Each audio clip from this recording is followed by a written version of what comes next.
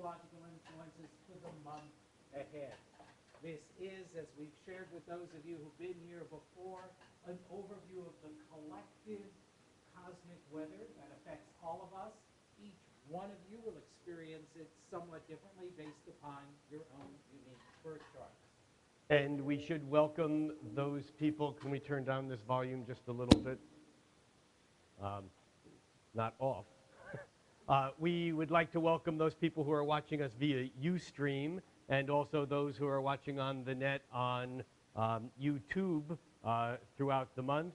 Welcome to Redmond, Washington, and our hosts, SoulFood Books, that sponsors this on the first Wednesday night of every month.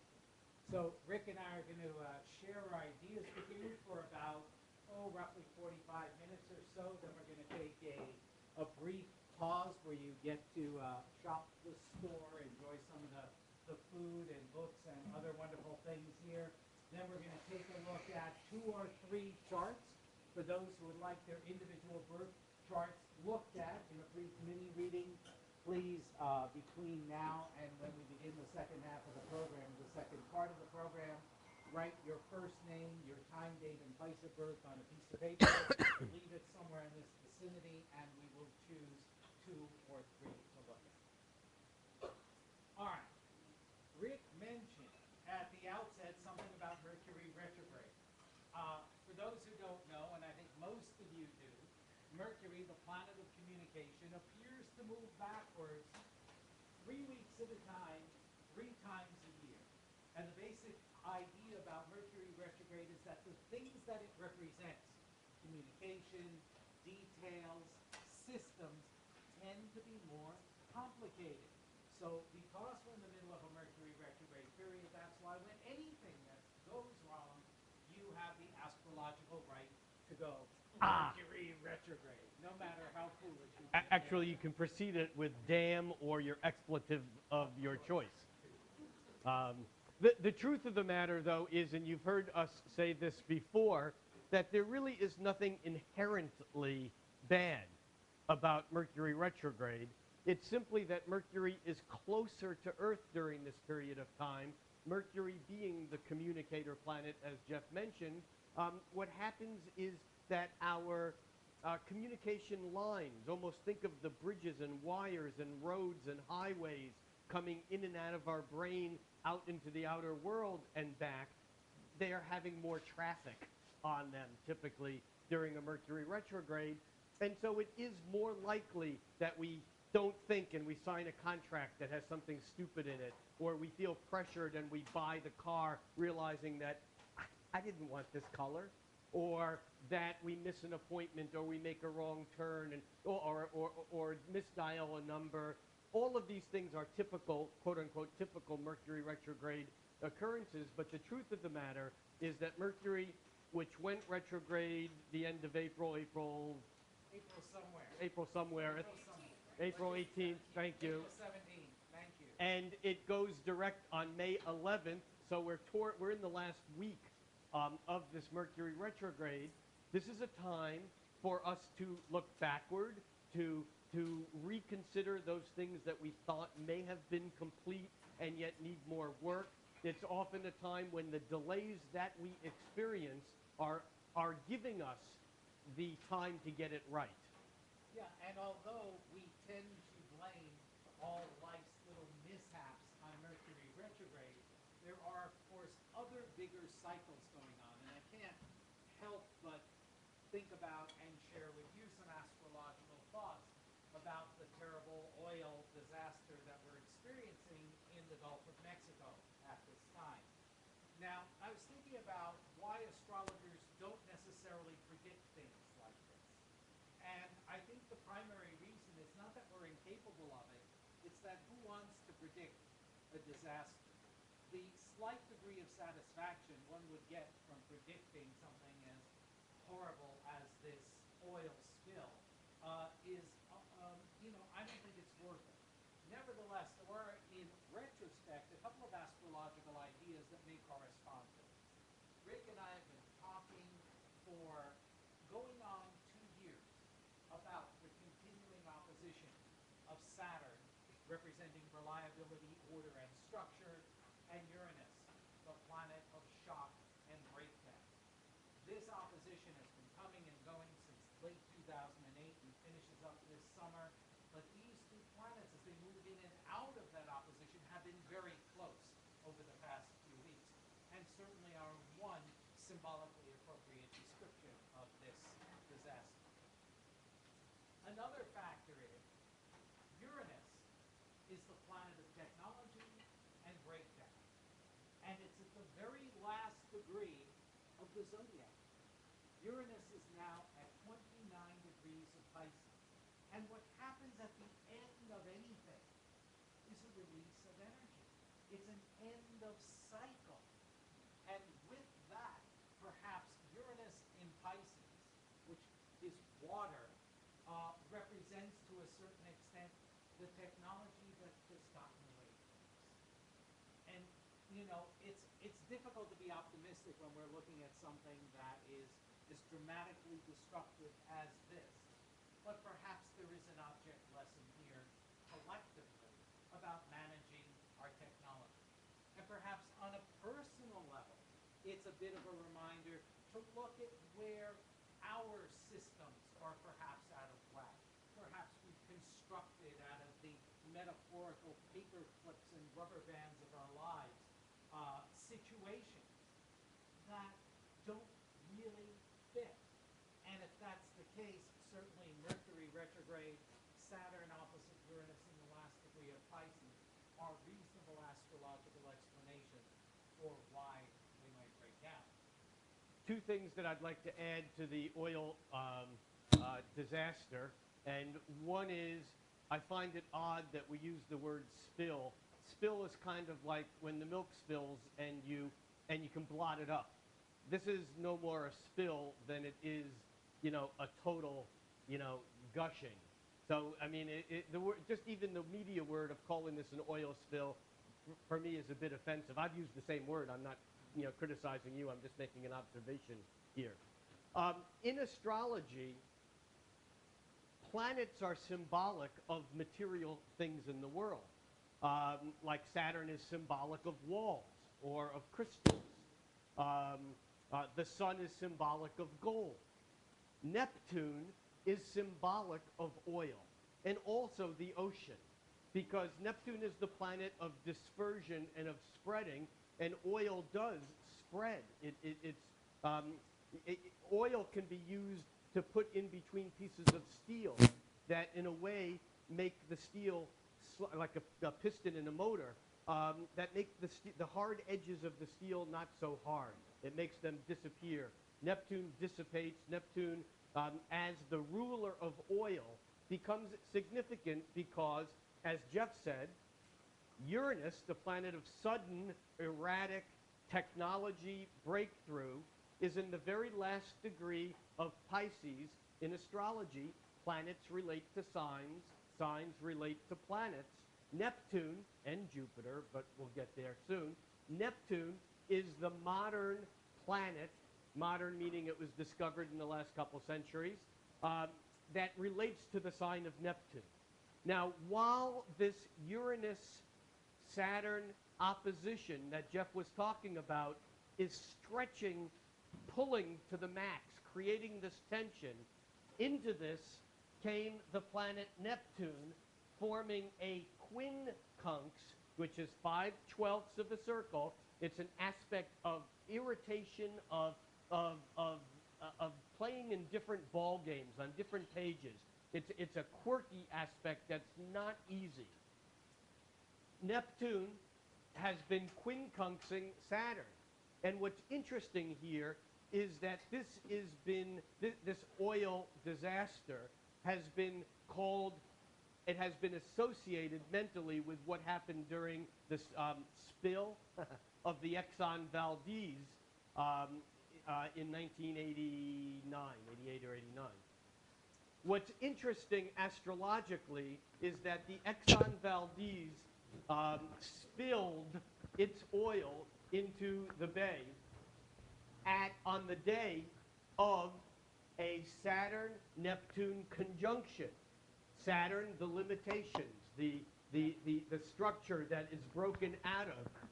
Neptune, the oil, the ocean. In fact, the pilot of the Exxon Valdez was drunk on alcohol. Alcohol is also a Neptunian substance because it disperses energy. So I don't want to belabor this any further other than observing that during this time, not only is Uranus with Jupiter moving into the picture, making things even more, Uranus and Jupiter opposite Saturn, but Neptune, the planet of oil, is forming this very close and disruptive quincunx with Saturn. And I think it's very clever how Rick set up the computer to make slightly off-circle charts to underscore the off-kilter situation that we seem to be experiencing Another these Mercury days. We get to blame it on damn Mercury retrograde. Absolutely. Well, as always, I like to bring up the idea that when we're dealing with things on such a massive scale, in which you and I as individuals seem to be powerless to do anything about it, unless any of you are deep sea divers and are capable of capping underwater gushers. But again, think about what you can do in your own life to restore a degree of order and integrity. That's all we can do. But again, if we each, where we can, create a modicum of order and integrity, we are contributing to the collective healthy Saturn here on the planet Earth, which is what we need.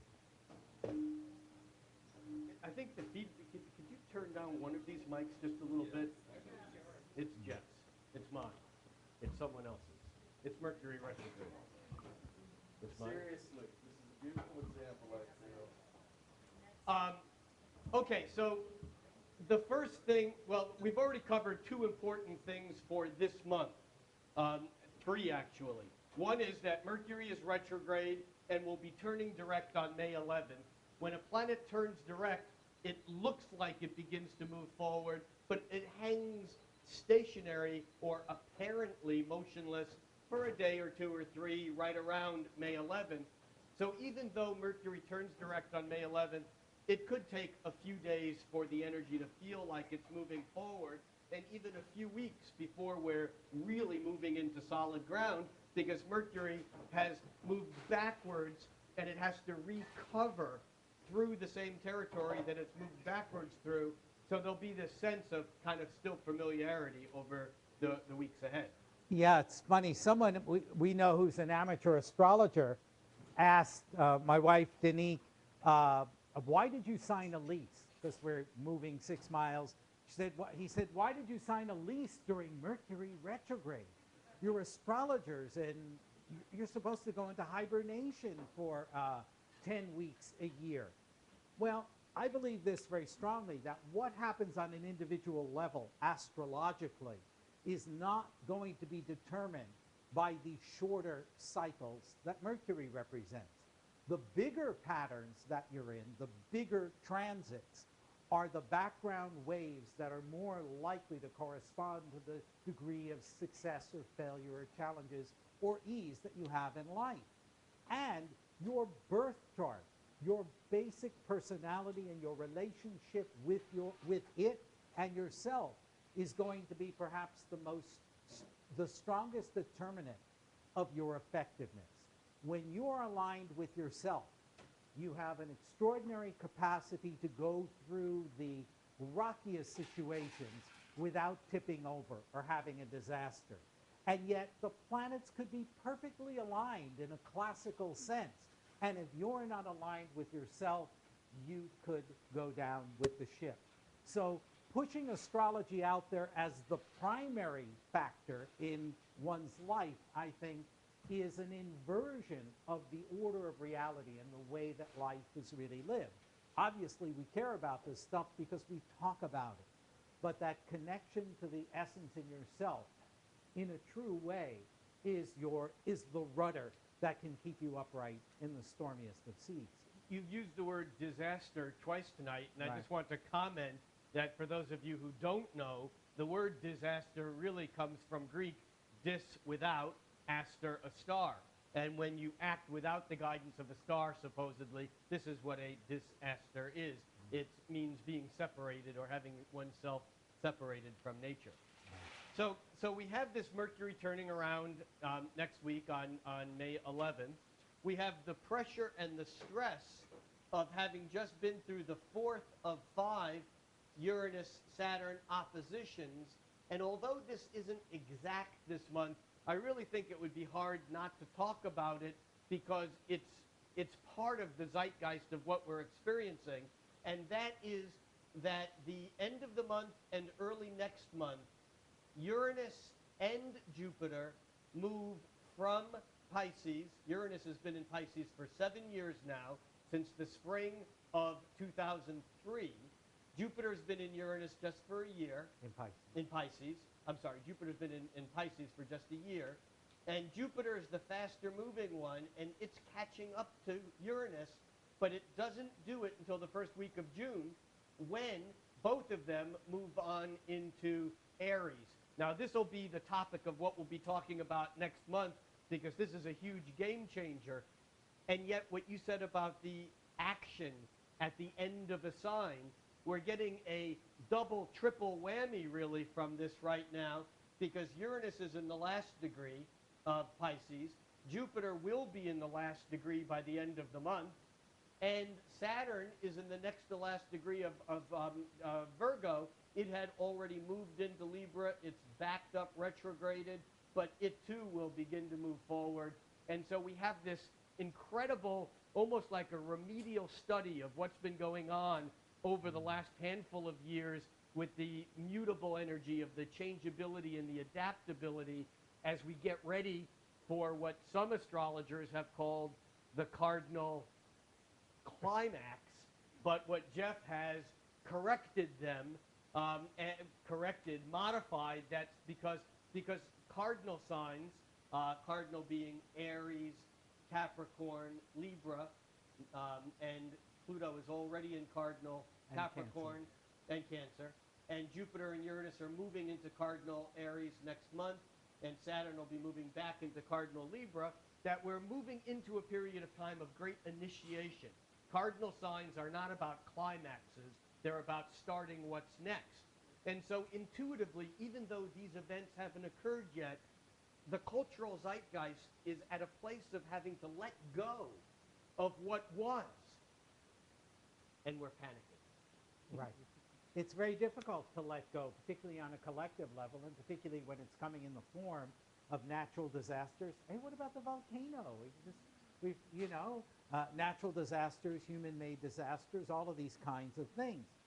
It is, again, for us to breathe as deeply as we can, to allow whatever is released to be released. Trying to hold on to the energies too tightly right now is almost like trying to stay upright on a surfboard when the wave is breaking on the shore. That's where we are. This Jupiter-Uranus, certainly in Pisces, that oceanic sign, is a very good example of this sort of breaking of the wave. And yet, Jupiter, which can exaggerate and dramatize things, obviously sometimes in negative ways, like our Gulf gusher, but what Jupiter does offer is the possibility of wisdom and understanding, even in the midst of a crisis. Traditional astrology called Jupiter the greater benefic, the good guy, the lucky planet. Hindus call it guru or teacher. It is a place where we can synthesize patterns that we don't ordinarily see. So there's wisdom available to us. However, it's Piscean wisdom. And Piscean wisdom is a wisdom of feeling that doesn't readily translate itself into words. There's a great many things that we can become aware of and wise about, as long as we do not demand that they be explainable. That place of wonder, or those places where you ever get the sense of, oh, I know, but I don't, but I can't articulate it. That's the potential that's available to us now. And engaging or allowing yourself to be in a place of connecting without explanation can also be not only beneficial to you as individuals, but to us. what makes that difficult, I think, through these weeks is the fact that not only is Mercury still retrograde, but it and the sun are both in the sign of Taurus, which has a harder time going to these larger general concepts because Taurus as a sign is very much about the sensory mechanisms and perceiving that which is real, that which is simple, basic, right in front of me and makes sense.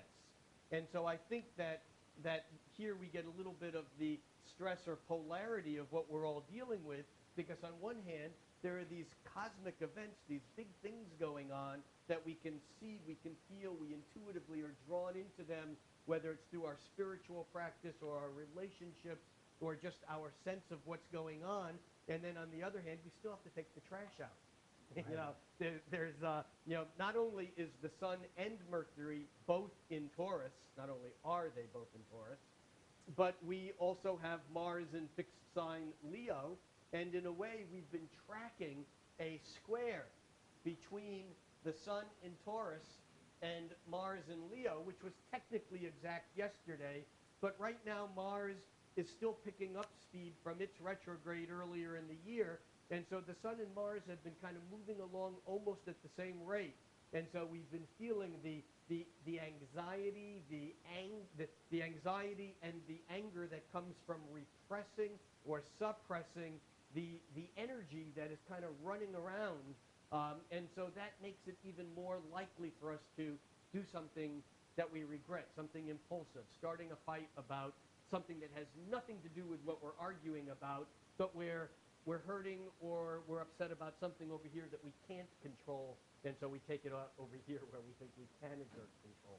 Yeah, I think it's good that you bring up Taurus, because the sun's in Taurus. The sun is the dominant body in our solar system, and it's in Taurus until May 20th. As a Taurus, I can tell you one of the things that pisses us off is when life is not comfortable, and when the world or reality demands that we move out of that naive place where we would like to stay. Taurus is only the second sign of the zodiac. And although individual Tauruses, of course, have planets in other signs and can evolve and develop without limit, the principle of the sign Taurus is to stop at the second stage out of 12. Now that's very interesting because outer planets, which are at the outer edges of the psyche and consciousness, are rolling around at the end of signs, and two of them are at the end of the damn zodiac.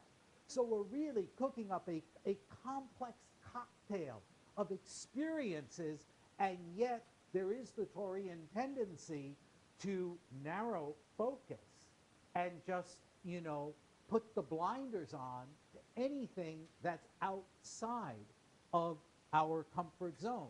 Now, because the sun is in Taurus and because Taurus has its healthy side, I think a challenge for us through the 20th is to discern the difference between comfort and denial.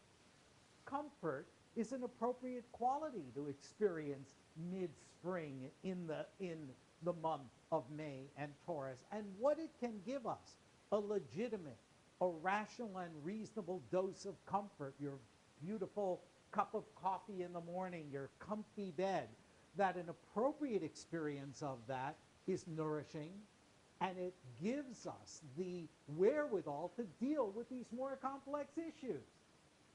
Nobody has to be on the front lines all the time. And so these Taurian sort of comfort breaks are reasonable. That can be helpful. It's denial, which is denying that life is complex, or that you have any role in the conditions of the world, or that it's beyond your control. That would be the unhealthy and immature side of Taurus. Taurus has a tendency to be infantile. That infantile behavior can manifest itself in the form of a big, brilliant, and intelligent bully. But the purpose of Taurus is still infantile in the sense that it's anti-growth. When you found the Garden of Eden, why should you go anywhere? So our dance, or our moving in and out of those states of comfort and our relationship to them, play a very important, I think, role in supporting whether we succeed or fail, grow or regress this month. And the reason why Jeff said until the 20th is because on the 20th, the sun, having spent its 30 days in Taurus, moves on to the sign of Gemini, which is where Venus already is in Gemini, and Gemini is about dispersing the energy that has been concentrated and sensualized and perceived sense while the sun was in Taurus. So it's almost like between now and around the 20th, it's real important that we work on getting our feet on the ground, because not only the sun moving into Gemini on the 20th, and we'll get there in a minute, but the whole last week and a half of the month becomes, if we think things are crazy now, wait, when we come back here in June, we'll be talking about the crazy shit that happened the end of May, because there's a whole lot of change that's going to happen, and it's catalyzed by the sun's movement from stable, determined, sensible, calm, soothing, comfort-seeking Taurus into movement, restless, whimsical, fly with the birds, Gemini. Well, I think we get a preview of that with the Taurus full moon on the 13th of May. We have The Taurus new moon. New moon, I'm sorry. The other full moon. Right, the other full moon that we call the new moon. Mercury retrograde. Always. New moons are the joining of the sun and moon every month. They represent the beginning of a new monthly cycle. As many of you know, the lunation cycle, it's called. It's a seed point.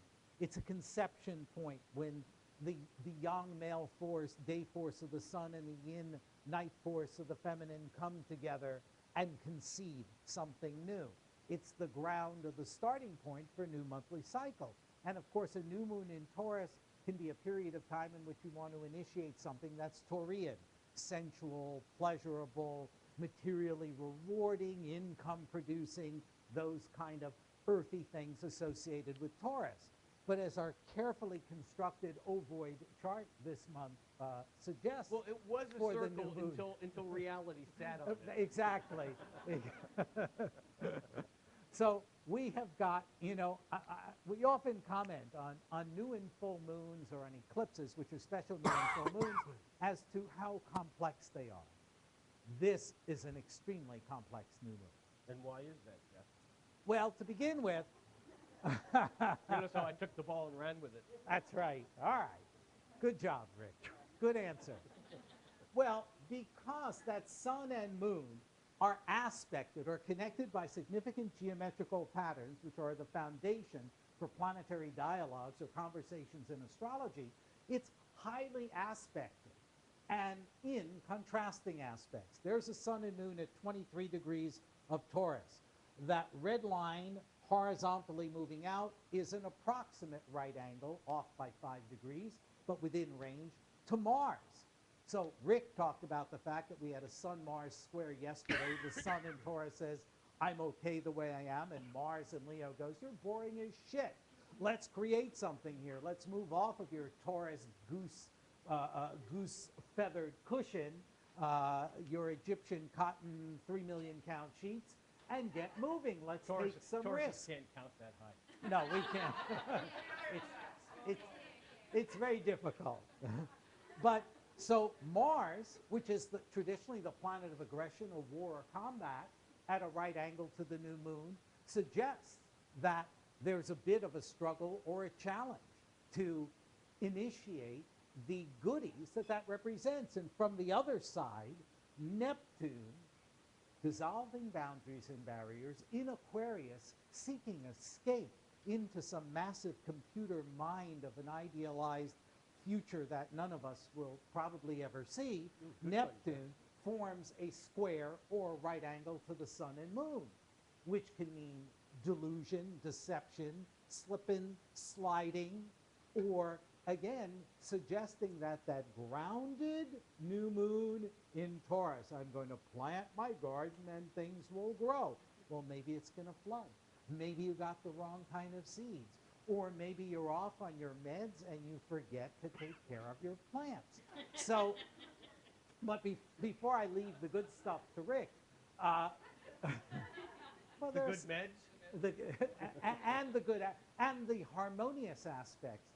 The implications here are this: that which is new and solid and will endure must integrate the passion of Mars in Leo and the courage to create that which doesn't exist, and the inspiration and compassion of Neptune. Squares don't mean things won't happen. It simply means that things managed badly will skid off the road and crash.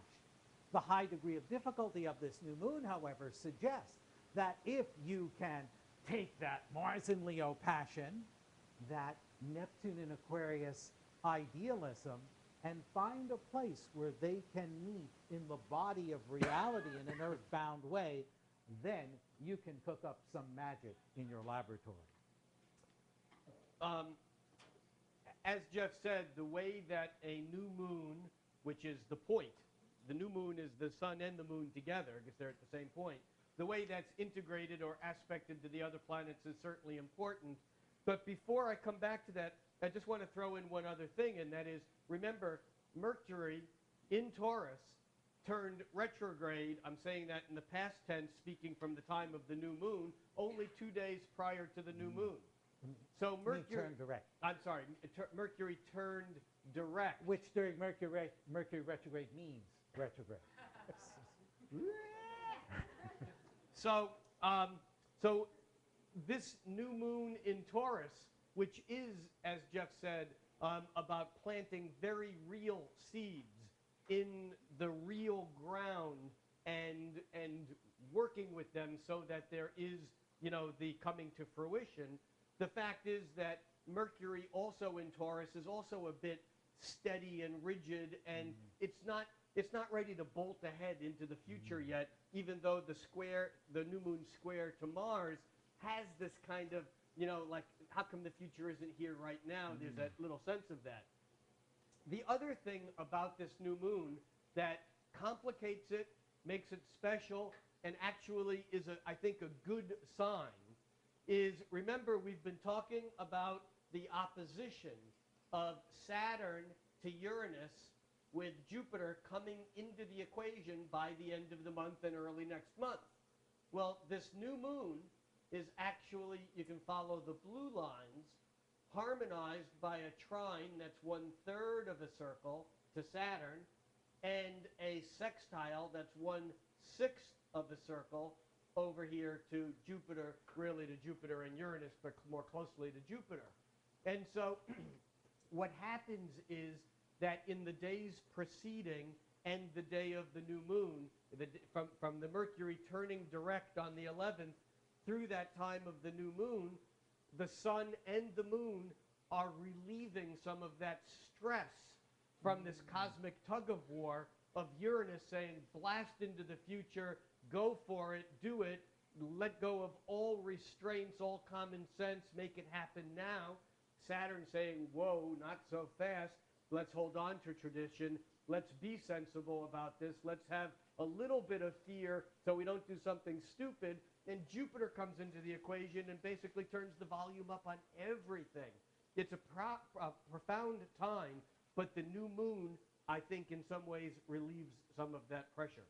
Yeah, and what we hope is, as Rick pointed out, particularly with Saturn, a planet of order and structure and reliability harmoniously aligned with this new moon, suggests that perhaps there will be some new material systems, concrete and real things that may help us deal with some of the issues that we're encountering these days. And the sun actually makes an exact sextile with Jupiter on the 17th and an exact trine with Saturn on the 18th. So even though that's a few days after the new moon, those may be the days in which we can solidify things or organize things the most. One other quick point in here, and that is that when I was talking about the Mercury having been retrograde and turning direct on the 11th, Mercury is in a harmonious aspect with Pluto. It is now. Mercury harmonized or trined with Pluto exactly on the 3rd, 2 days ago. And then when it goes direct, it will harmonize with Pluto again later in the month, on the 19th. Because Mercury swings like a pendulum, it makes the aspect backwards and then it makes it forward. Mercury trining Pluto is normally an aspect that would last a few hours or a day. But because now we're in the midst of this repeating aspect, our perceptions, our communication, our interactions with others, Mercury, in a practical manner, Taurus, are deepened and intensified by its easy and smooth connection by a trine to Pluto, which isn't an easy and smooth planet, but here we can expect to be able to go deeper than we can at other times. Right. So the depth of perception of Mercury aligned with Pluto will be helpful. But I want to shift gears and talk about something Rick mentioned earlier, and that's Venus in Gemini. Venus, the planet of love, beauty, aesthetics, affection, represents, especially in Gemini, sort of young feminine energy. And she's kind of, blithe and breezy in Gemini, but Venus runs into some pretty intense planetary patterns through the rest of the month. And what these are really about are the complexity of relationships. Venus is a relationship planet. And before Venus leaves Gemini in the 17th, she makes a right angle to Jupiter. And the square between Venus of love and attraction and Jupiter of bigger, better, more often means overspending, overestimating, or overindulging. It can mean stretching our aesthetic or social boundaries, but we've got to have some common sense. The following day, the 18th, Venus opposes a square Saturn. So here the planet of love and pleasure is in Gemini, ready to flirt, chat, be playful, have fun, take things lightly. She runs into Jupiter, who promises her the world. Oh, that's great. This is good. Where do I sign up? How do I have more of those? And then the next day runs into Saturn. Oh, you didn't read the small print. Right, the attorney shows up. Right, or have you ever heard of calories? Saturn, the planet of consequences, is then encountered by Venus. So that whips us in a 2-day period through kind of like, it's all great. Oh, it's all crap. That's, of course, an extreme version of that. And the following day. And what happens the following day? It squares Uranus. Oh, that 1, doesn't 2, 3. count. All right, well, what's that about? Well, it's like the Jupiter and Uranus side of it are both kind of expansive. You see, what's happening here, we keep coming back to the fact that Saturn and Uranus are, kind of between their 4th and 5th opposition. That's a 2-year kind of process. Jupiter is swinging into it, and right at the same time, Venus is coming into it. It's not just squaring optimistic, yes, this sounds like a great idea, Jupiter, no, that was really a stupid thing to do, Saturn, Uranus, who the hell cares, let's elope. Because Uranus is the planet that breaks free. It basically takes the walls of Saturn and it, nukes them, it shatters them. That which is too rigid breaks up, and there's kind of this like instantaneous escape, which can be absolutely brilliantly, magically, crazily wonderful, or it can be really stupid. There's no value judgment, on it. But the fact is that Venus here is really kind of running, through this crazy series of events that we could separate out as square to Jupiter, square to Saturn, square to Uranus over 3 days, or we can look at this as a 3 or 4 day period where it's going to be incredible wide swings of desire, Venus, of likes and dislikes, of having events where the stresses and tensions, remember the stresses and tensions of the old versus the new have been kicking around for 1.5 years already. So it's not a new set of circumstances. It's just highly personalized, Right. which makes it feel perhaps like a new set of circumstances. It's going to be a really rock and roll. I mean, this is a rock and Right. roll week. Well, I have some good news briefly, and then we go back to the heavy stuff. The good news This may is about be, my tax refund? yeah, that too. But the good news may be that Jupiter and Saturn really have to do with what's operant within our current system, whether it is collectively or in our personal psychologies and minds. Uranus has to do with stepping outside of the system, invention, something new.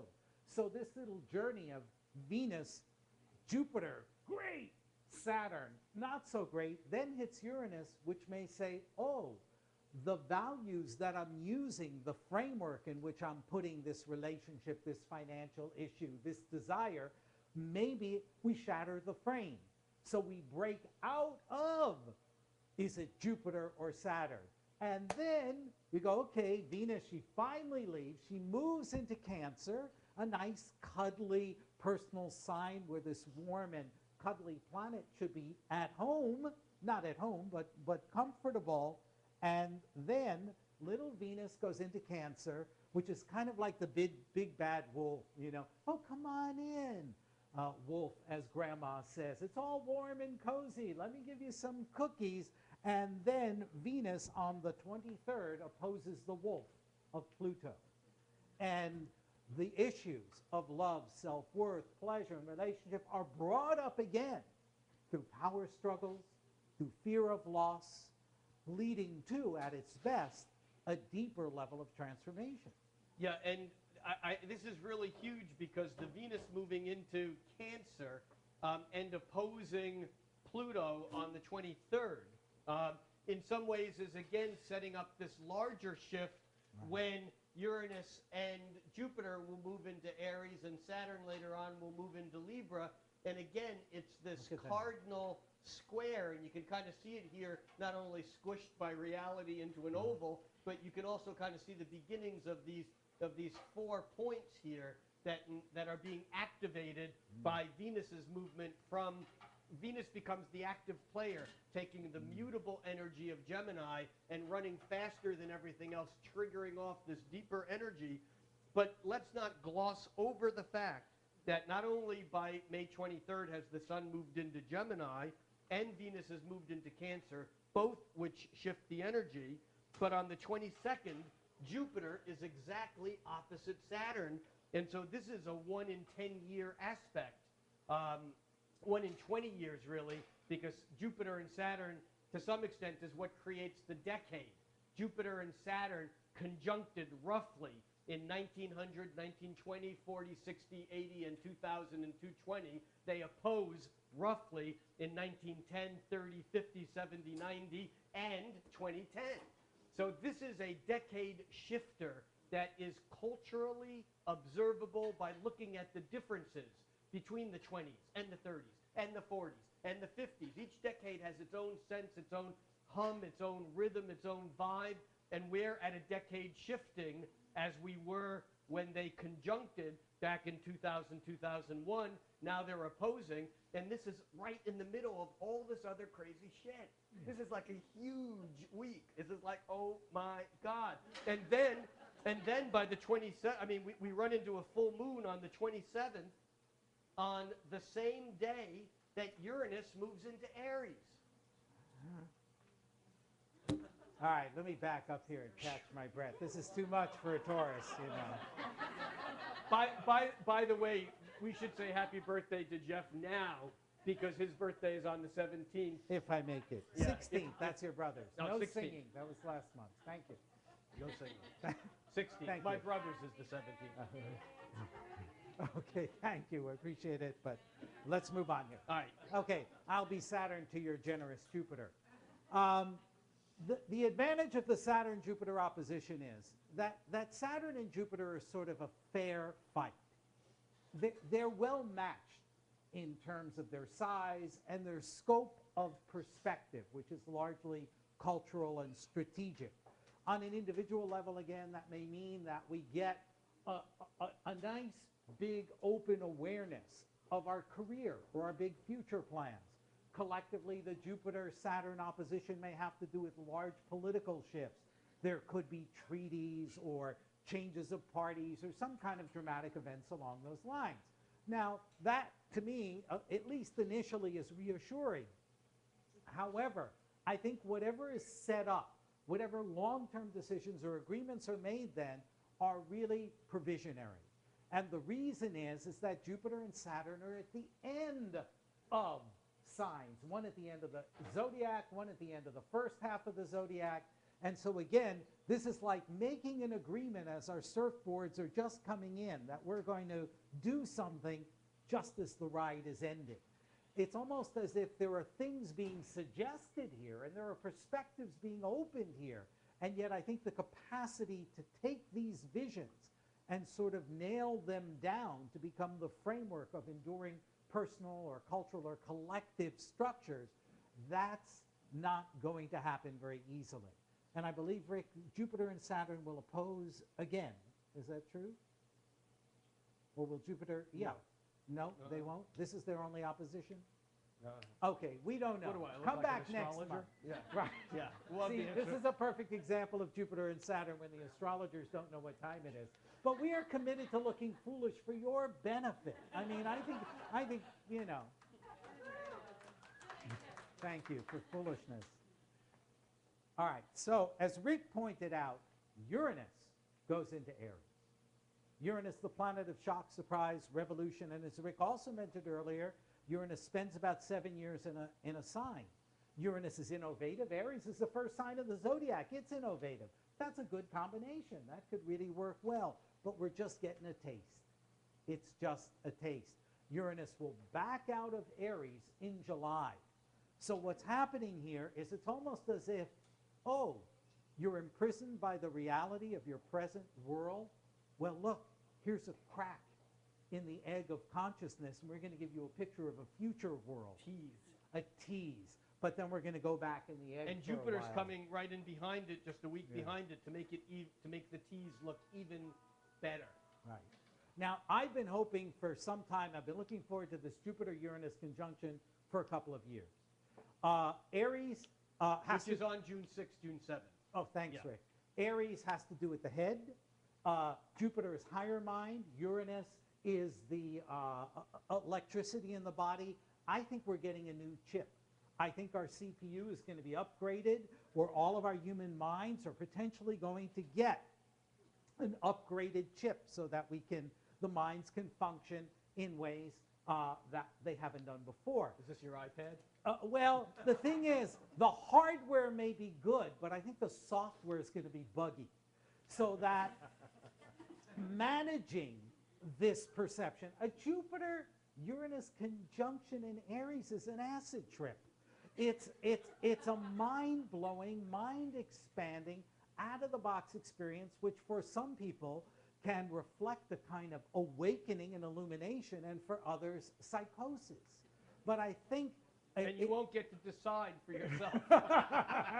Only Rick gets to decide. For everyone. For everyone. That's his job. Yeah, I'm the arbiter. So when Rick talked about early on about the latter part of this month, the pace picking up, well, Uranus making this 7-year change in a shocking, hot, exciting, not a cooling one, but a heating up one, occurring with Jupiter right on its tail, certainly represents it's more than it's other than an intensification of the energy. It is opening to lightning bolts of awareness that never existed before. And in ordinary reality, that is on the less desirable levels, we can have more shocking crap than we have now and that we want. Obviously, that's not what we're hoping for, but understand in our own lives too, that we may be exposed to things we just don't feel like we're ready for. And yet the fact is we've got those new chips, and we may be ready to begin seeing a reality that presently lives right outside the periphery of our current reality. And ideally, it's not going to be madness. It's going to be a new kind of freedom. It's going to be a philosophical awakening. It's going to be a discovery of a higher potential for humanity. Let's hope. But it's a process. And things like the gusher in the Gulf can B, sad, damaging, destructive as they are, the negative pulling back that allows a greater advance later. Do we want to say a few words about the full moon, which we kind of glossed over because it's really irrelevant in the big scheme of how much stuff is going on that week? It's a full moon in Sagittarius on the 27th. Well, the full moon is in Sagittarius. You know, I don't think that's one of the harsher full moons. And the reason is that both Sagittarius and Gemini, Sun and Gemini, opposed by the moon in Sagittarius, they share a mobility and curiosity. Neither one is resistant. But the difference is that Gemini, the full moon in Gemini is the awakening to, oh, I have information right here. Gemini is factual and immediate. Oh, no, is it full moon in Sagittarius? Full moon in The sun's in Sagittarius. Gemini, though. Sorry, got it backwards. All right. Thank you. Mercury retrograde. Is it still retrograde? Because we've been going on for days. It's not the 11th yet? It feels like it. The sun in Gemini says, look, I want to be alert to the things that are going on around me and gather information in a flexible manner. The moon in Gemini is the emotional need. The moon in Sagittarius.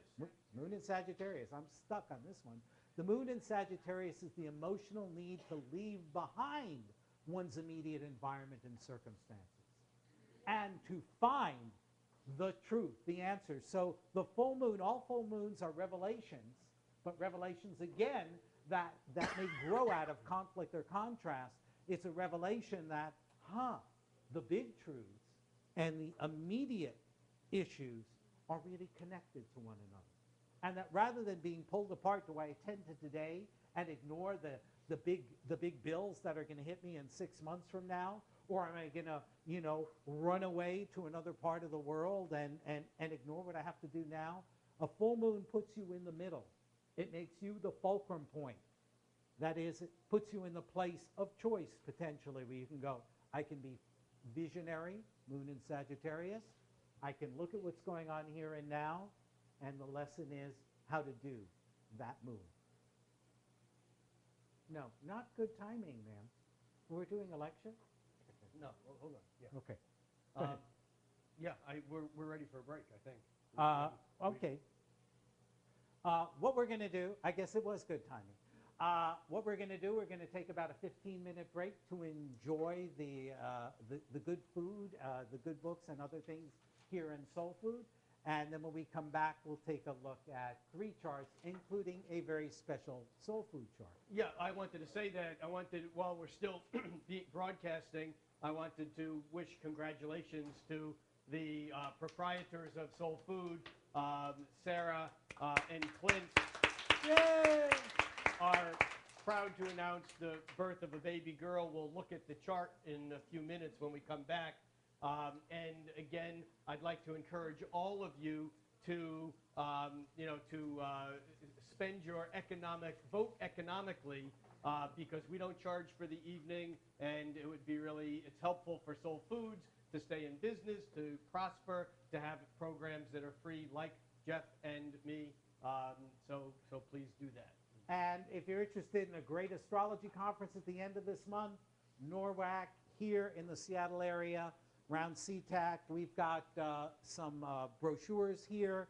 And if you can join us in Bali, you can find out more by asking Rick or me or Sharon, who's been there, or Danique, who's been there, and by picking up some information here.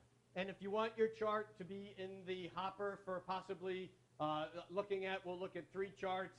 Please write your name, and your birth time and your birth date on a piece of paper, and we will pull a few and do that. So we will return in a few minutes, in about 15 minutes. Thank you.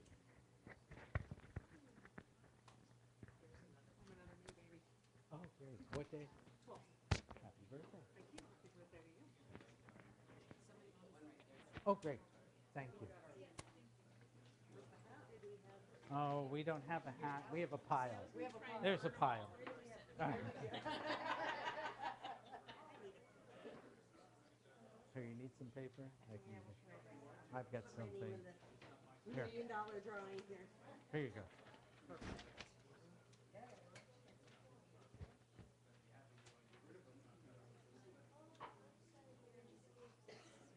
Thank you, Julie.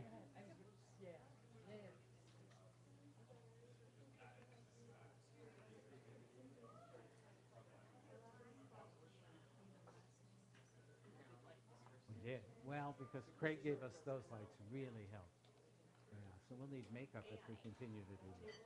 Yeah. Well, why is that better?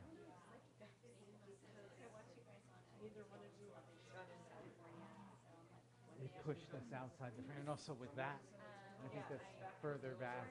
Yeah. Good. We keep getting, I think, got about 2,200 views. I stopped looking. We're still getting, a couple of thousand views for the first, and then they taper off. Yeah. Hi. Good, good. I was supposed to go to shaman meeting tonight. Uh-huh. Showed up on the way back. Uh-huh. I remembered you guys. Oh, great. Yeah. I'm going through a healing right now. Chiron's in Aries for me. Uh-huh. Moon is in Aries. Yeah. And my astrologer, employee of mine said that by next June, I'm going to have a major shift in healing. And I believe it was shaman or the Métis back in Quebec is a Uh-huh. Vermont. My grandmother's half Uh-huh. native. Uh-huh. So a lot going on right now. And I'm just in the moment. I'm taking whatever comes and I'm just going. That's No great. resistance. Well, all there is the moment. We have the illusion of other than that. Yeah. Let it go. Yeah. Let go. Right. Right. Well, good. I'm Jeff. Nice to meet you, Chris. And may Jupiter bring you what you want. Yeah, Jupiter and Sun, mid-heaven, just run right through Seattle. Okay. Uh-huh. And I've gone from nothing to working for the government, for the VA, safe vet. I manifested a van that they paid $45,000 of, and I paid $15,000 Wow. for hydraulics and everything for my scooter. Wow. So I'm just waiting for what's next. Yeah. Along for the ride. As we all are. Yeah. Well, thanks for coming, Chris. I'm glad that the shaman, I knew the shaman meeting was either canceled or delayed for a reason. Yeah. So I'm in Everett, so I might as well stop by. Great. Well, welcome. Thank you. Ooh.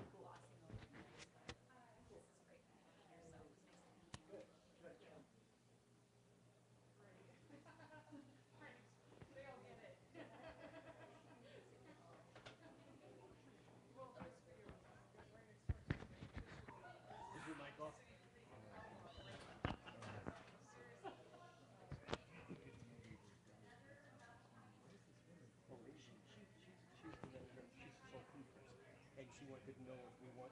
What she wanted to know was, did we want a birthday cake? That's why she was interrupted.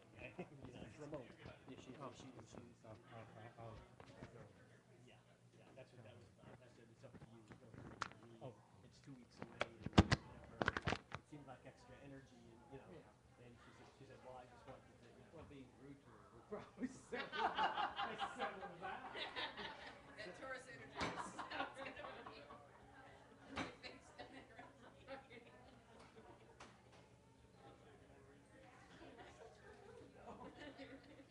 fixed and then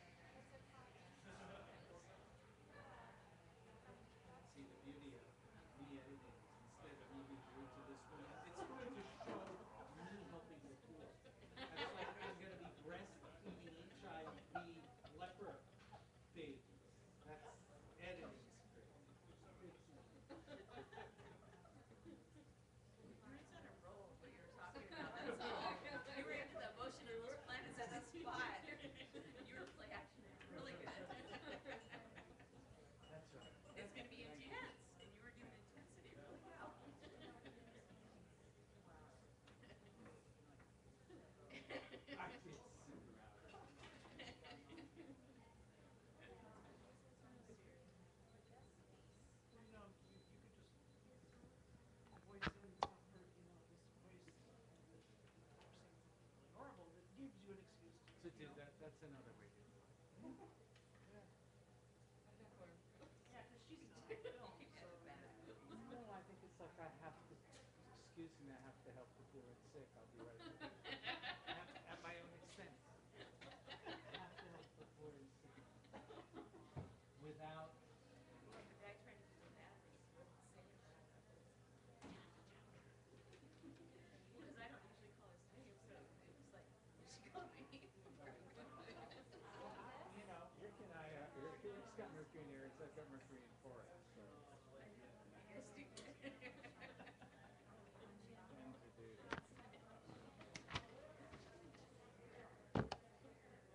When they tried to steal Julie's chair, give me that chair. Well, they were sitting up, and I didn't know, and I'm like, that chair right there. And I just put my notebook over there to save the spot. It's like, take that chair. It's like, that's, take it, don't Look at touch here, it. you got wave and redder. Well, I colored it, and I flipped it to that side instead of this side. Me too. You can't tell. This is two. It's that Yeah, energy Fred, activated in my chart. That's what each it one is. is named.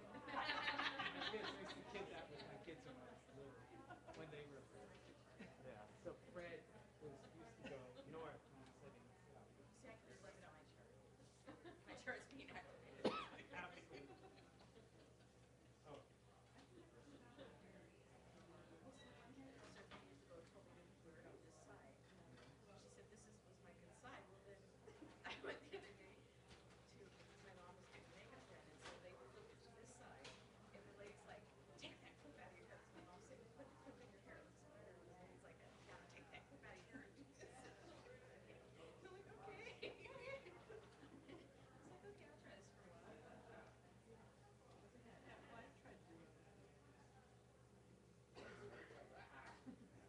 I think this swirls.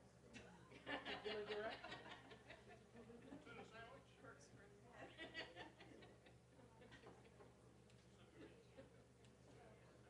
I need a container. Well, I was just gonna burn them all for you. Whatever one doesn't burn. But I didn't have a match to light candle. Throw them up in the air and see if any land on the table. You grab one and I'll grab one. Okay. Okay. I have two. And our winners are. Wait, did I pay you? Okay. Work. Remind you to double tap. Triple it. This is a working environment in which there's no pay gap between the top and the bottom. To move that much? It's a lot. And I don't know if that glass leaks or what, but I think it's napkins under there to wash. I think it was sweating.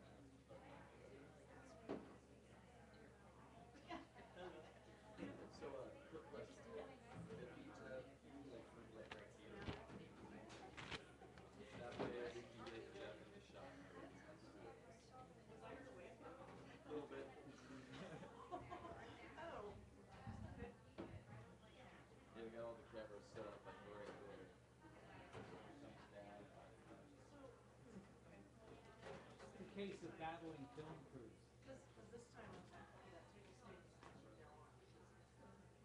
I always have a problem with it. Backlighting and then they and so I'm like, okay, that's perfect. Now we gotta figure out.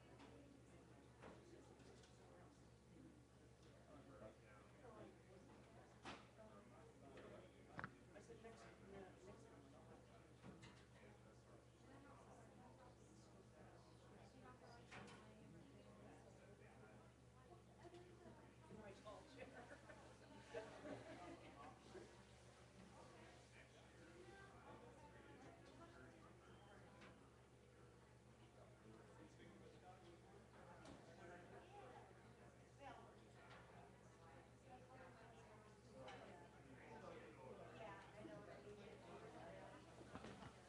my tall chair.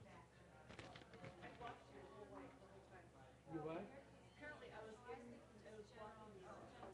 It's competing film crews. You gotta gather. That's right. You were on my camera like right there, so. That's right. That's all.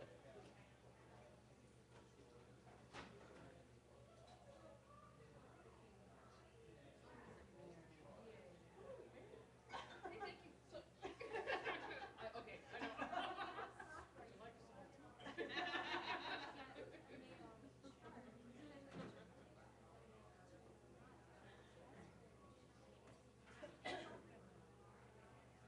You like yes, but am I writing? Really, Melody? Yeah, very. What town do you? Stockton. Oh, I'm Stockton. You do? Okay, cool. I had Navy buddies in Stockton. Roommates from Stockton. Or Stockton talked last week. No way. Wow. He came from LA and his friend wants to go to Stockton. The friend who moved in there, yes, yeah. My friend was here. Just you know, soon it's gonna be really hot.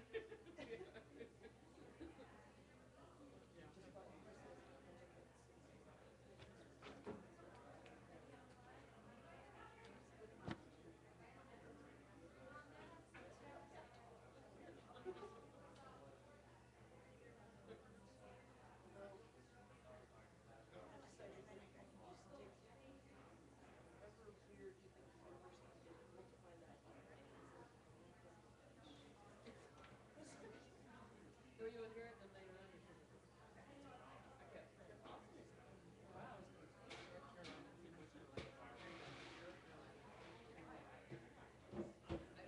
Yeah, but I don't. And that's the thing, I never figured it out. Yeah, yeah. Did that mean something? But yeah, I wanted to think it means something. I have a subject question here. I don't know if you read it there. So since you're so practical, how did you find out yourself? I know you say biology. But Oh, okay. I mean, that's what I say. It's like, oh.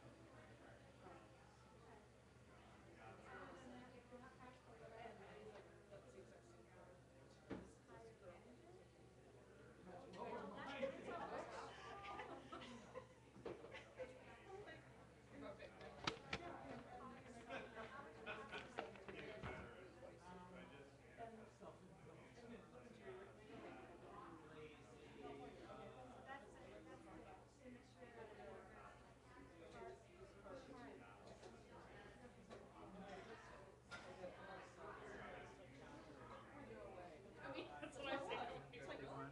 No. Huh? Is this the 1051 girl? Yes, it is. Hi. How are you? No name yet? No, maybe.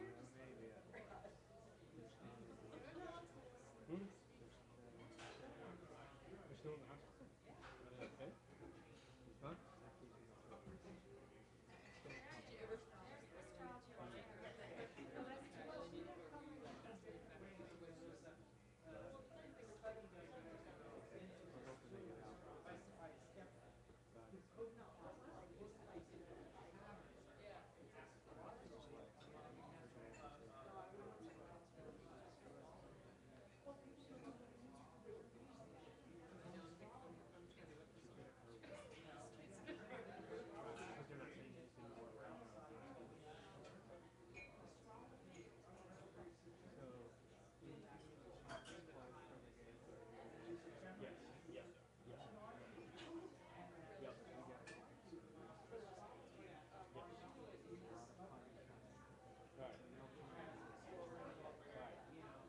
hold off a bit.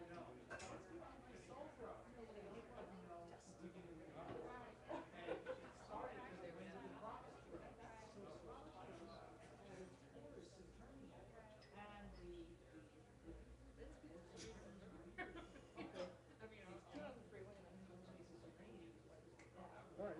Does that explain why astrologers call me that? Sort of fun too. I know. And then when you kind of get there, you start. I know. You know, it's oh yeah.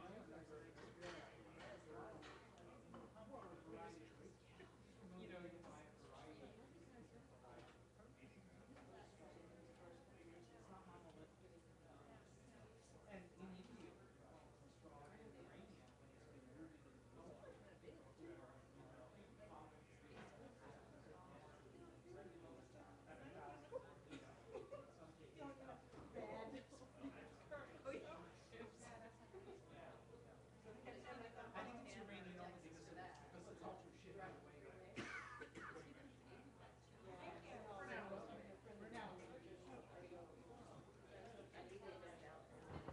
Okay. Call the troops.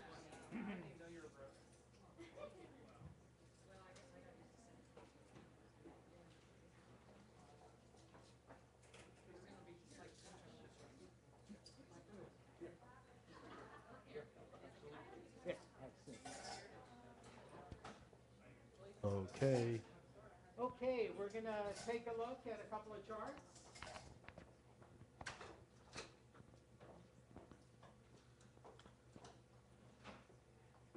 You know, we didn't say anything about your questions. We do invite your questions. It's post box Delta 7 asterisk 14, Reno, Nevada. No zip code. Just send your questions there. And we'll be happy to answer. Jeff invites your questions. I'd prefer your answers. I'm tired of questions. Almost if they could email them to you, which would do the same. That's right. Same effect as sending them to an unknown post office box. You want to talk about baby? Yeah. Yeah.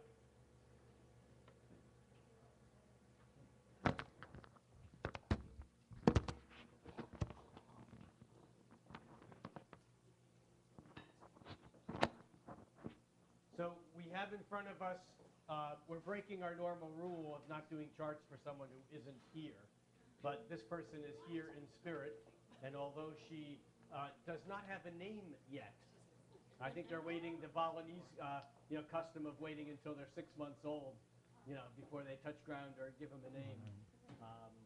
But this is Clinton Sarah's baby girl, born 10:51 p.m. 2 days ago on May 3rd, with a Capricorn moon and a Taurus sun, and Sagittarius rising, and actually Mars pretty closely square to the sun from Leo to Taurus.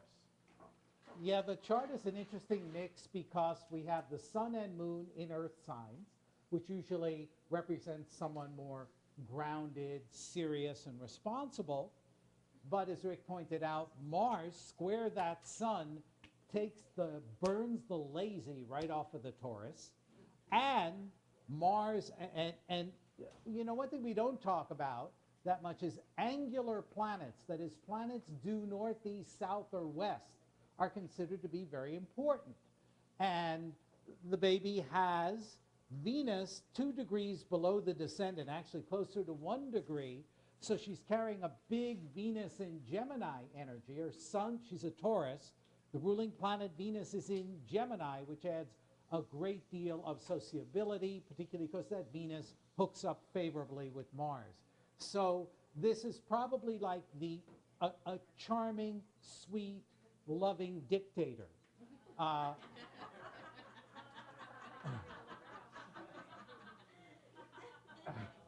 Well, in the sense, not a dictator, but in the sense of, the responsibility of a Capricorn moon, and that Capricorn moon is trying to harmonize with Capricorn's key ruling planet Saturn, which really underscores an inherent sense of responsibility and order. And hopefully we're going to get her in here pretty soon. I mean, but it's that authority and earthiness, but with lots of charm. Well, and not only lots of charm, but also lots of feistiness or fieriness, even though the sun is in earthy Taurus and Mercury retrograde, in Taurus also, that sun is square to Mars. Right. And so that kind of gives it this assertive, aggressive sense. And Mars is harmoniously trine the ascendant. That energy does come off the top. And one last thing, and that is that the Mercury, although it's retrograde, is trining Pluto. And so it does tap, a deeper energy. And there is that sense of, the communication may not be just in the easygoing words up on the surface, but there's some reality there. Yeah, and in some ways, the inherent responsiveness to others. Sag risings are the kind of people who say yes before they know what the question is. And that Venus, that sociable planet, so available to others at the partnership point, at the descendant in the birth chart. But also, she has the South Node in Cancer in the 8th house, which is about being the 8th house of other people's issues. Cancer is nurturing and caring. The South Node is an old familiar pattern. So that reiterates the inherent responsiveness, a little bit like mom and dad, I think.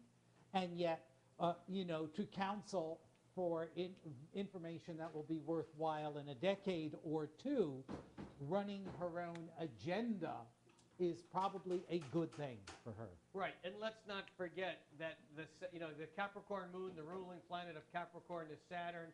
Saturn right now is in a heightened state of being because it's opposite Jupiter and Uranus and quincunx to Neptune, and so there's a bit of stress on that Saturn. I mean, there's a bit of, and that's not so much personal energy as it is, about the general, how this baby will kind of face the challenges of the world. Saturn is stressed and it's a Capricorn moon, and yet there's that real, the Mars fight and the intensity of the determination of that Taurus energy and the Mercury and Taurus trine Pluto.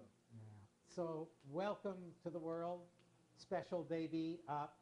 Babies are so optimistic, that beings still are choosing to come in is about as optimistic a statement as we could possibly have. And we're really thrilled for Clint and Sarah and the extended SoulFood family, of which we are all small or large parts. Okay, Deborah, where are you? Deborah. Hi. Deborah, born August 12, 1951 at 10:59 p.m. in Bremerton.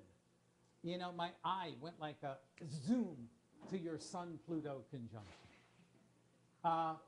Deborah's a Leo. And she's not only a Leo, she has the moon in fiery Sagittarius. She's got Jupiter in fiery Aries trine or harmonize with that sun, that fire, enthusiasm, and energy. But with Pluto there, she knows what the score is. Pluto really is. Pluto's sun people have a depth and have a power often not shown.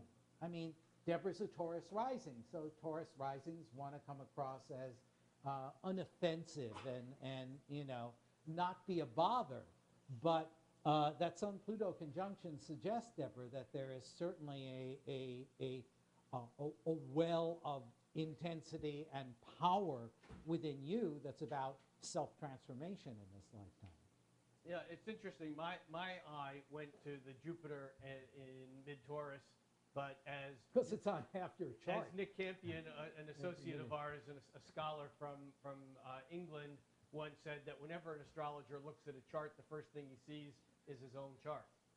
So, yeah, I noticed the Jupiter in the middle of my Aries stuff, but it's also somewhat, there's two focal points in this chart that are away from the cluster of all the planets. One of them is the Jupiter, which squares Uranus, trines the Sun Pluto, and quincunxes the Venus Mercury in Virgo. And the other is the moon in Sagittarius.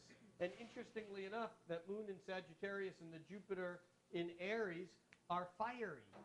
But there's not really a grand trine here, or maybe there is, but it's very wide degrees, because we have Jupiter at 14 degrees, the Sun and Pluto at 19, and the moon in Chiron, which is a story unto itself.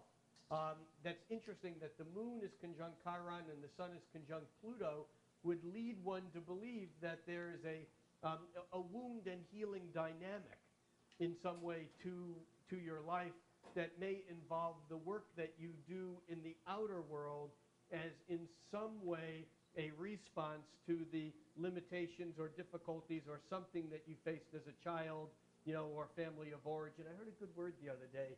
We always talk about family of origin, but I heard family of destination, which is a great concept. I mean, that's what we are to each other here.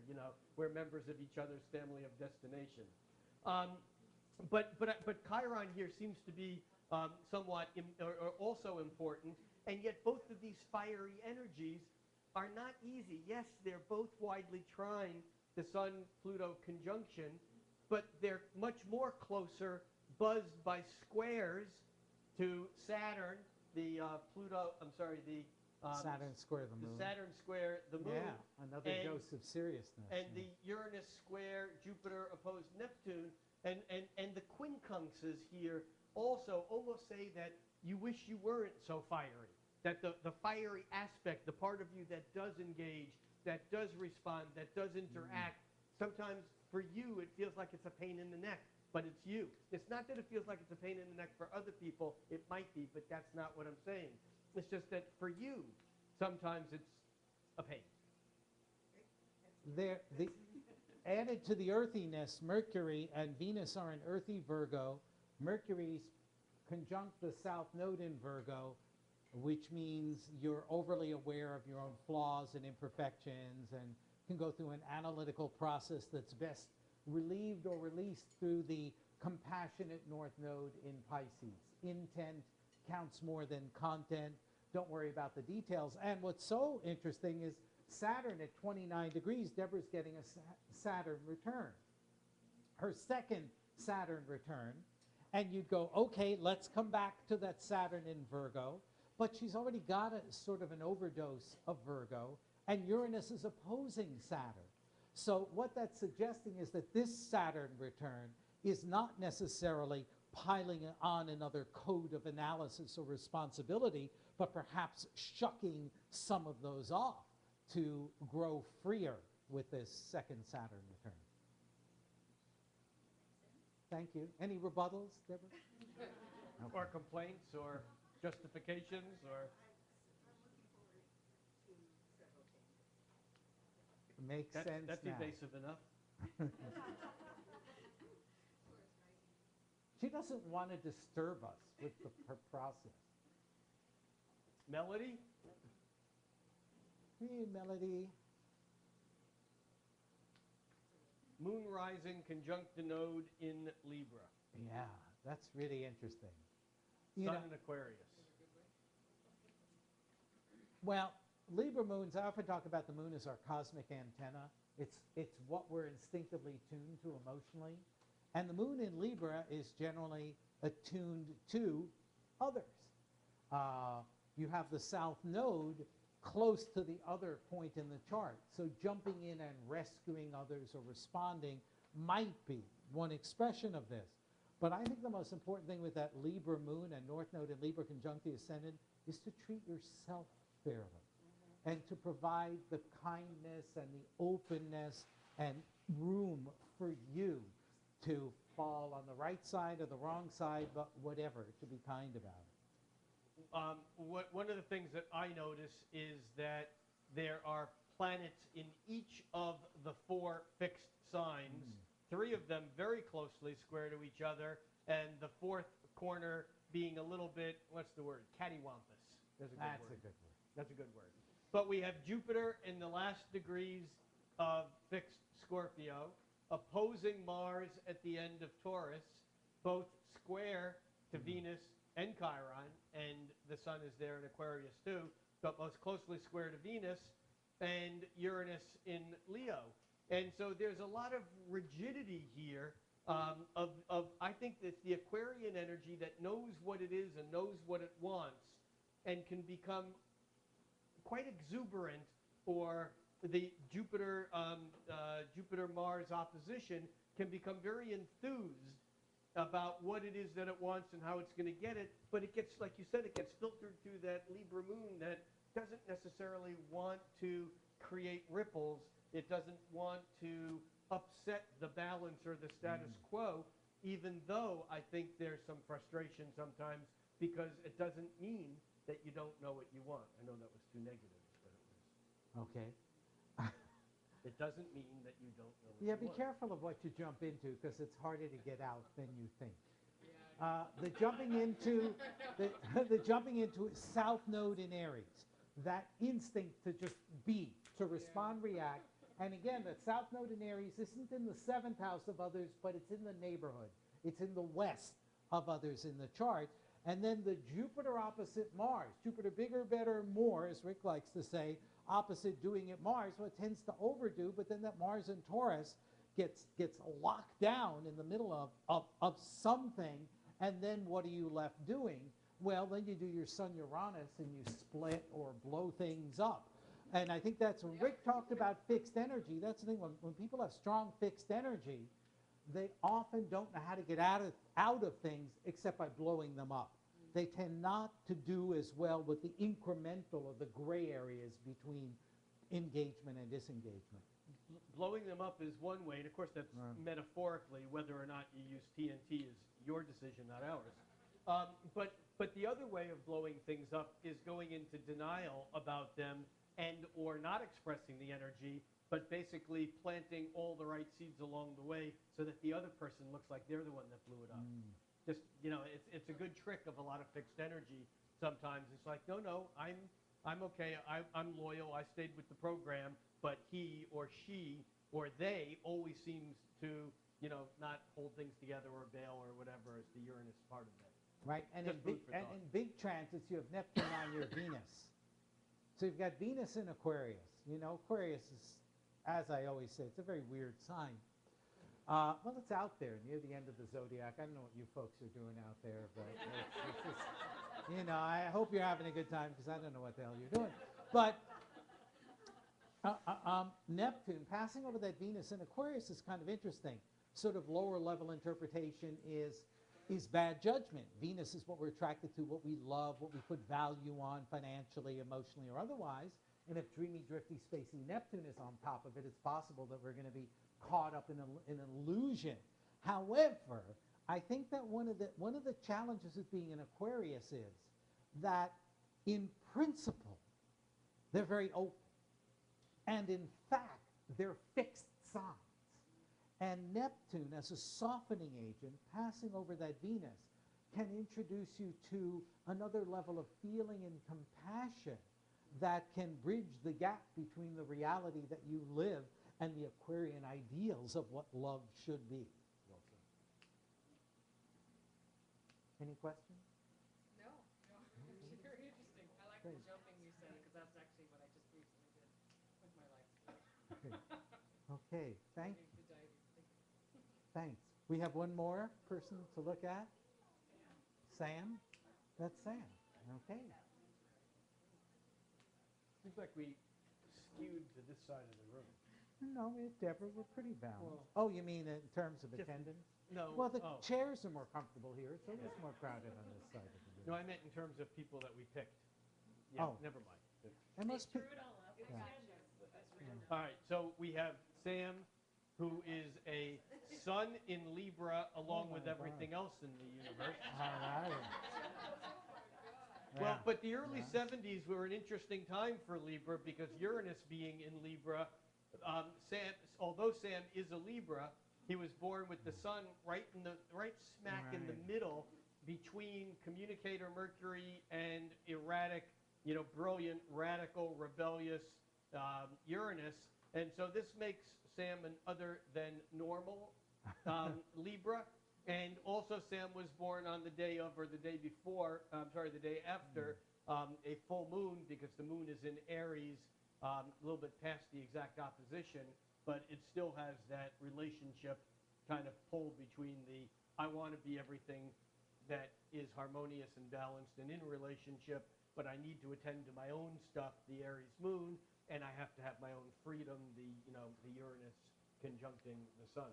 Yeah. Don't be fooled by Sam's somewhat sane-looking exterior. And Rick pointed out the energy of Mercury, the Sun, and Uranus, really smart. This could be the chart of someone who intellectually is brilliant, who emotionally is like 4 years old. Why? Well, the smarts, air signs can be pretty smart to begin with. But then when you've got Uranus, a planet of higher mind energy, joined with Mercury, also mental energy, with the Sun, that can be really intelligent access to concepts and ideas.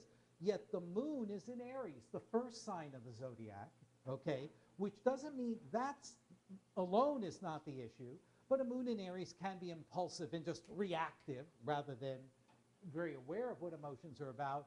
And like me, Sam has the moon in the 8th house. So the planet of emotion is in a part of the chart that belongs to other people. So that can represent reacting to that which is outside. Now that can help and serve and heal. I mean, if you want to crack through people's psyches or whatever it is that's blocked, good stuff for that. It's very good for waking up other people.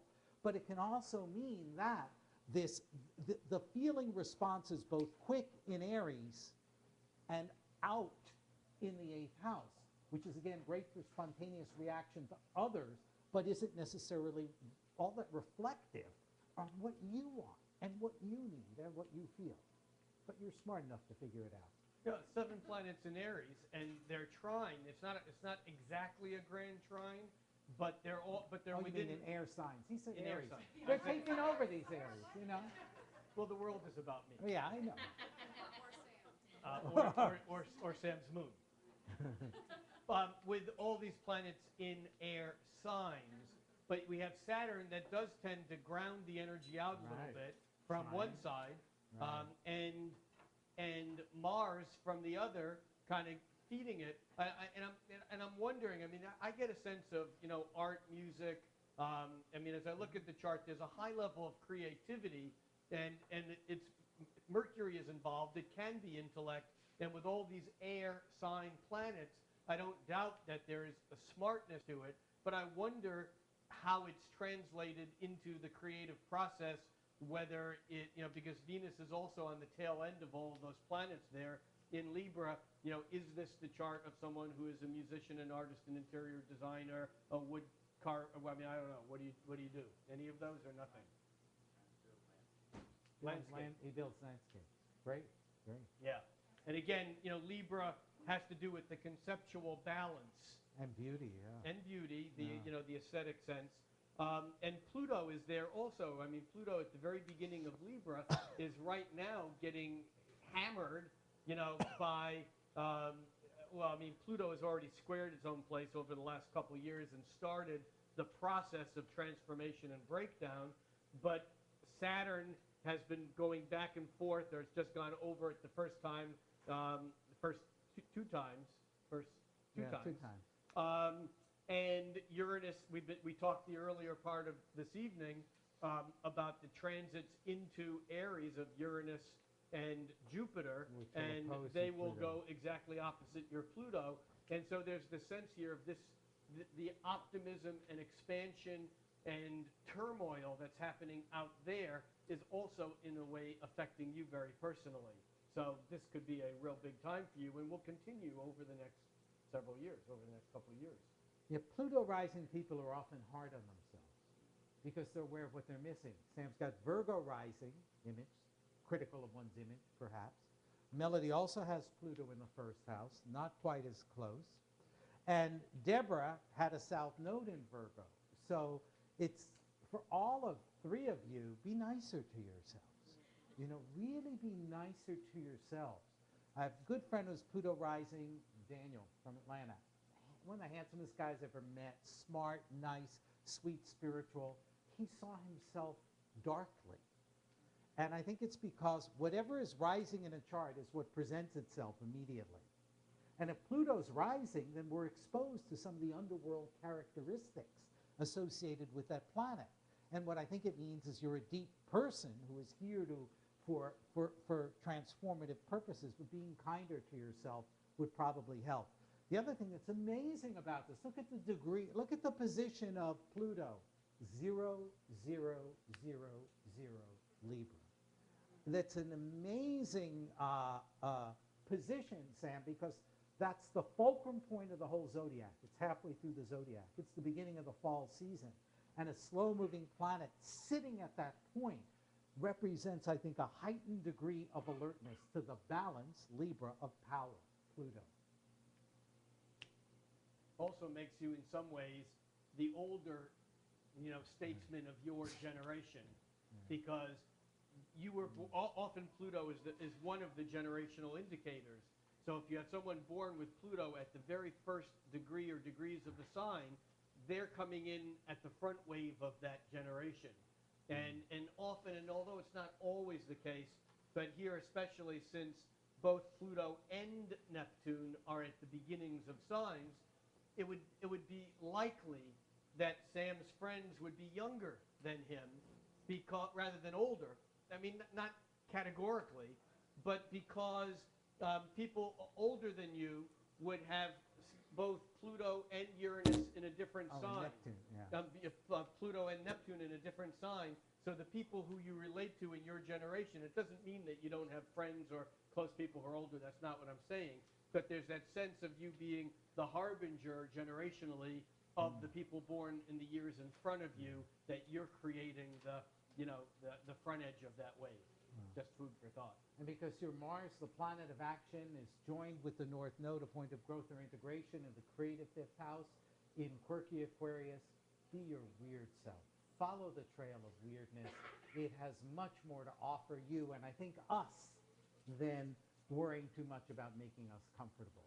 I mean, it's almost, I would rather see you be experimental, push forward, occasionally make a mess, and clean it up, than to not make the mess. I think there's a lot more to be learned and given by doing that. Okay. Thank you, Sam. Thank you all for another wonderful astrology night at SoulFood. I have a question. Yeah. When you don't have an actual time for somebody Yeah. to have to do, is there a house system in a chart? Different astrologers use different things. I'll often look at the chart around sunrise just because that's when most people tend to be born, although it doesn't always work that way. And then when I actually do the consultation, I'll look at a chart with just Aries rising. I'll take the horizon out of it completely and won't rely on houses. There's still a lot of information that you can get. You don't know, where were you born? Well, not me. When I do it, it's Wait, what's your name again? Brian. Brian. We met once. Yeah. About 3 months ago. Yeah. 6 months ago, probably. Whatever. I got a farm up we started Cascade drinking water 30 years ago. Got it. And I get a polarity therapist with 35 years. And Dr. Stone Out on the island, out at Dove. Well, San Francisco, Oh. Culver, when they moved to, but I wasn't actually, I just was a student. Right. Dr. Stone. And so do you have a farm now? Do you farm now? What's the name of the farm? What do you grow? Mystic because I have a lot of different things. Uh-huh. And you know Roger Wexler? He was one of the co-founders of Cascadian. But he and, you know what I mean? Roger. I met, I helped start the original Northwest Bottled Water Association. Yeah. So there were a lot of people that I knew back then. Well, he and his wife own a Samish Bay cheese in Bow. But he has a place, I mean, he also has his fingers in a whole lot of shit up there and has been up there forever. Forever. Yeah, well, I love Yeah. it. Dr. Stone. What's that? Brian was talking about the water company. I was talking about the organic farm, Cascadian Farms that makes jams and jellies and whatever. And they just got, they went national. Oh, they were bought by Kraft a bunch of years ago. I mean, and then they spun off, or who knows, whatever. Dr. Stone uses Yes.